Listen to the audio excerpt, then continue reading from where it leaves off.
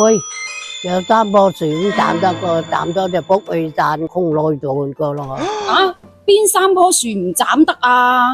第一棵壞樹就唔好斬咯。嗱，講到槐樹，有啲人覺得佢陰氣好重，唔係咁老禮嘅，因為有個鬼字，又叫做鬼樹，一般就唔會將佢種喺屋企嘅。咁正所謂門前不栽桑，屋後不種槐啊嘛。但係各處鄉村各處例喎，譬如話山東嚟講啊，佢又唔覺得門前種槐樹有咩唔好，反而好好添。正所謂門前一棵槐，財源滾滾來咁話。而且槐樹有鹿嘅寓意，民間將佢視為係福祿嘅象徵。董永同七仙女嘅愛情故事都係老槐樹嚟見證噶嘛，係咪？老祖宗仲話中門有槐，富山三世。但係點解又唔可以斬得槐樹啦吓？咁正話都講咗啦，槐樹亦都叫做鬼樹。民間老百姓認為，如果你斬咗佢嘅話，就係好唔老禮，可能會帶嚟啲唔好嘅嘢。尤其係老槐樹已經形成咗一棵有靈性嘅風水樹噶啦。咁民間傳說仲話，如果斬咗佢嘅話，可能佢就會流血禍及周圍嘅人咁話。咁當然呢個係古仔吓，嗱其實主要都係因為槐樹嘅生長速度係好慢嘅。咁如果你斬咗佢嘅話，佢個傷口就好難可以愈合啦，好容易就會造成枝幹腐爛，咁最後就因為缺少養分而枯死啦。關鍵嘅係你斬棵槐樹會破壞生態環境噶嘛，影響防風治沙嘅效果，所以唔可以隨便斬槐樹，就係咁解啦。咁第二棵又唔好斬咩樹啊？有啲樹就唔好斬過，點解呢？啲斜鎮窄噶啦。嗱，榆樹係一棵高大威猛嘅喬木嚟嘅。每當春回大地嘅時候，棵榆樹就會掛撚咗綠色嘅榆錢，唔單止好好睇啊，仲可以用嚟壓㗎。咁以前鬧饑荒嘅時候，榆錢就係救濟糧嚟嘅。咁所以後嚟慢慢老百姓就慣咗喺自己屋尾種翻棵榆樹啦，以防不時之需啊嘛。咁但係後嚟生活條件都好咗啦，點解仲話唔可以斬棵榆樹呢？有三個原因。第一個原因係因為古人認為榆樹係一棵辟邪嘅樹，有鎮宅嘅寓意嘅。咁正所謂宅後有餘，百鬼莫近啊嘛。認為種棵榆樹喺屋企就可以保家宅平安咁話，所以自然老百姓就唔會話無啦啦走去斬自己棵榆宅樹啦，係咪？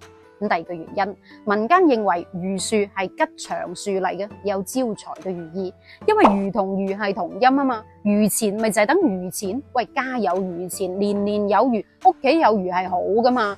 咁斬咗榆樹，咪就係等於趕走財富，係好唔老禮嘅。況且民間仲話斬榆樹削銅錢啊，因為榆錢嘅形狀就好似古人用嘅銅錢咁樣，所以就唔會斬榆樹啦。咁至於第三個原因，嗱，榆樹嘅生命力係好頑強、好襟生嘅。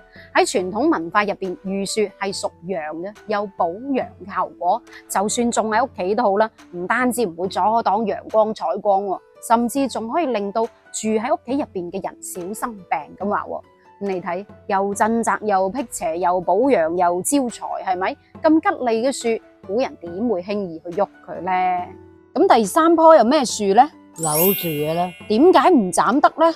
柳樹好噶，好多地方都種噶。嗱，柳樹係一種落葉喬木嚟嘅，每當春天到嘅時候，佢總係第一個生出綠葉，遠睇雲裏霧裏，所以有柳煙嘅講法。咁柳樹青青，即係代表生命力好頑強咁解。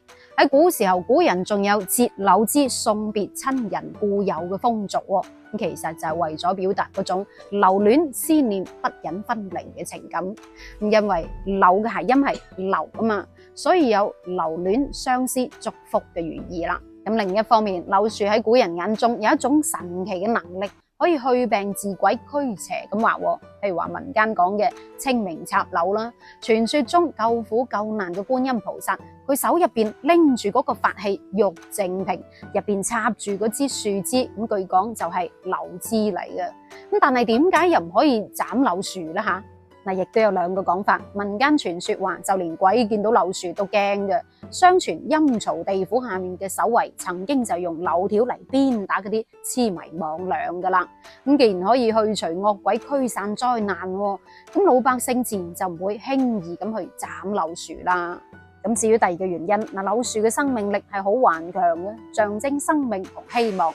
咁柳條就代表住新生啦，因為截斷之後佢好容易又會生翻出新嘅芽，係一種吉祥嘅象徵。咁所以一般種落之後就唔會輕易去斬佢嘅。